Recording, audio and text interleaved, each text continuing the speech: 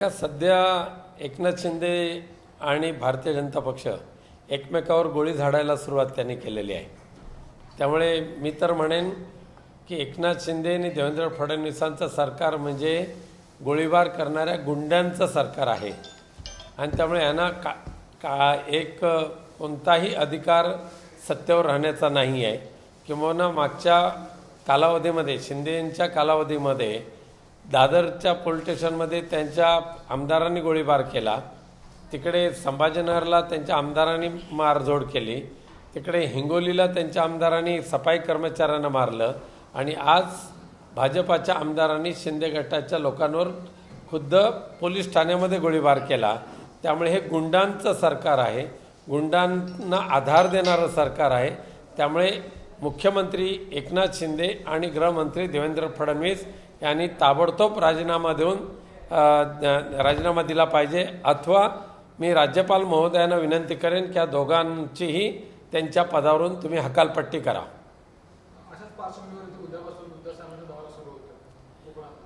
उद्धव साहेबांचा दौरा तर 2 दिवसापासून सुरू झालाच आहे। पुन्हा एकदा उद्या आणि परवा रत्नागिरी सिंधुदुर्ग या लोकसभा मतदारसंघाचा ते संवाद दौरा चालू करतील। सावंतवाडी ते चिपळूण प्रत्येक विधानसभा मतदारसंघातील शिवसैनिक जनता यांच्याशी संवाद साधतील आणि आम्ही ठरवलं आहे, उद्धव साहेबांनी ठरवलेलं आहे, ह्या गद्दारांना कोणत्या परिस्थितीमध्ये ह्या लोकसभेच्या निवडणुकीमध्ये विधानसभेच्या निवडणुकीमध्ये येणाऱ्या सगळ्या निवडणुकीमध्ये गाडायचं म्हणजे गाडायचंच। त्यामुळे आमचा घोडा आता पळायला लागलेला आहे आणि तो विजयश्री खेचून आणणार मध्ये कोणतीही शंका नाही। जो दौरा आता सुरू झालाय कोकणातला, तर काय रिस्पॉन्स आहे, कसा होतो रिस्पॉन्स सुद्धा तुम्ही बघालच, सावंतवाडीपासून सुरू होईल, पहिली गद्दाराची सुरुवात तिथून झालेली आहे। त्यामुळे त्या एक प्रचंड आणि हजारोच्या संख्येने शिवसैनिक या उद्धवजींचं स्वागत करायला आणि उद्धवजींचे विचार ऐकायला प्रत्येक ठिकाणी उपस्थित राहतील। आता मागच्या 4 दिवसांपासून चर्चा सुरू झाली, विशेषतः माजी जिल्हा प्रमुखांनी सरप्राईज प्रवेशाचा टॉस केला आणि त्यानंतर चर्चा सुरू झाल्या। रत्नागिरी सिंधुदुर्ग जिल्ह्यामध्ये खरं असं काही सरप्राईज प्रवेश आहेत का?